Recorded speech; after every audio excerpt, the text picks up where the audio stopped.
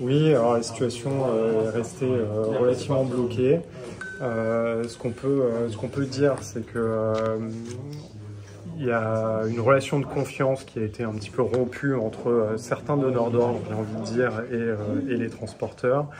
La réunion de ce soir avait vraiment pour vocation de les mettre autour de la table, de pouvoir réengager une forme de confiance dans les acteurs.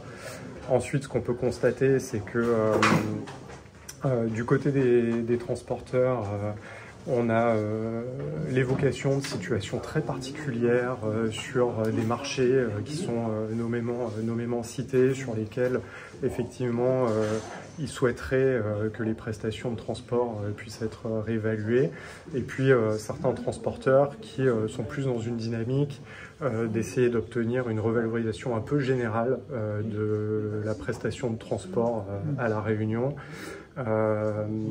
Et donc, il est vrai que de l'autre côté, on avait deux représentants de fédération qui ne représentent pas forcément tous les donneurs d'ordre qui ont été signataires de cette charte. On avait la FRBTP et l'UNICEM qui, eux, ont proposé quand même de recevoir les transporteurs pour discuter au cas par cas des situations problématiques, mais situation qui n'a pas été, cette proposition qui n'a pas été acceptée.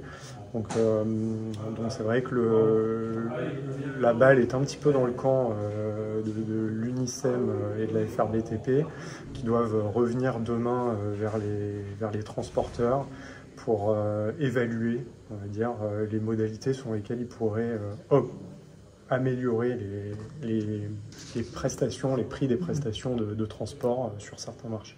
Quel regard l'État porte sur ces négociations et sur le déroulement de ces négociations et le résultat, puisque c'est vous qui aviez initié quand même cette charte, oui, tout à fait.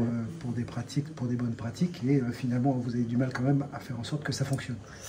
Alors la charte, il faut avoir en tête que sa vocation première, c'était de réunir tous les acteurs concernés par le transport d'une manière générale, donc les donneurs d'ordre, les collectivités locales qui ont vocation à lancer des marchés publics, les services de l'État qui ont un rôle de contrôle à la fois de la vie commerciale, mais aussi de la profession de transport, et puis des acteurs comme la CCI qui peuvent intervenir en médiation. Donc cette convention, elle avait principalement deux vocations, c'est-à-dire favoriser les contrats entre les donneurs d'ordre et les transporteurs, parce que qui dit contrat dit base réglementaire, dit des prix qui sont fixés, favoriser la mise en place de clauses d'indexation dans ces contrats pour que le prix des prestations puisse évoluer en fonction de l'inflation, par exemple,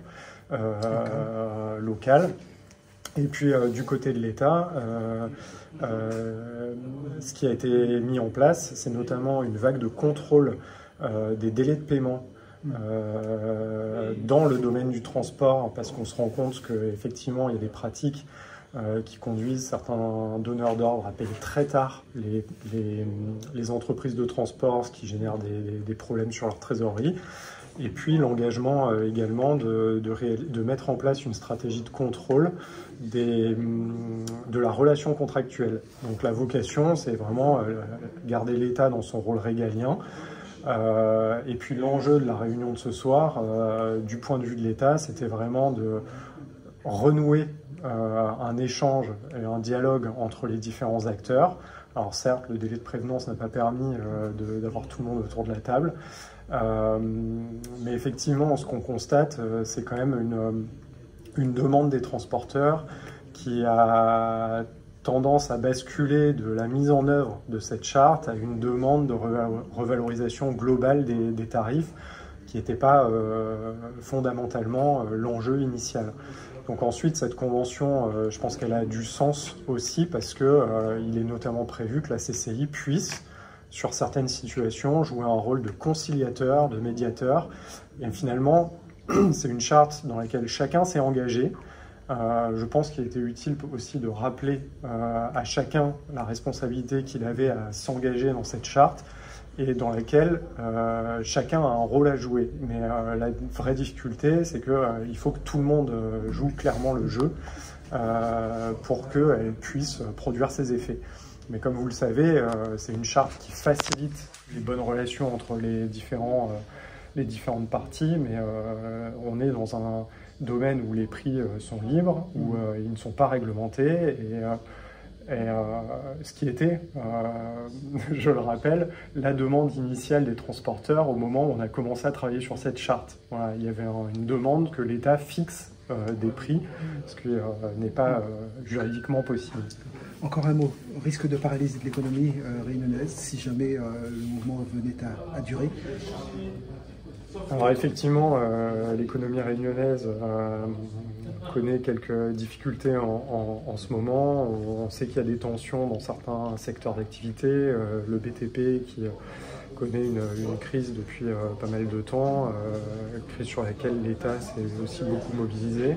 On a les taxis et puis moi j'ai bon espoir quand même que demain les donneurs d'ordre qui étaient présents dans cette salle reviennent vers les transporteurs avec un certain nombre de propositions qui permettront, je l'espère, de débloquer la situation. Et en tout cas, si ces propositions-là ne règlent pas définitivement et complètement la situation, qu'elles permettent de retrouver de la confiance et qu'elles favorisent les échanges entre les transporteurs et les donneurs d'ordre. L'État va accepter les barrages sur la route?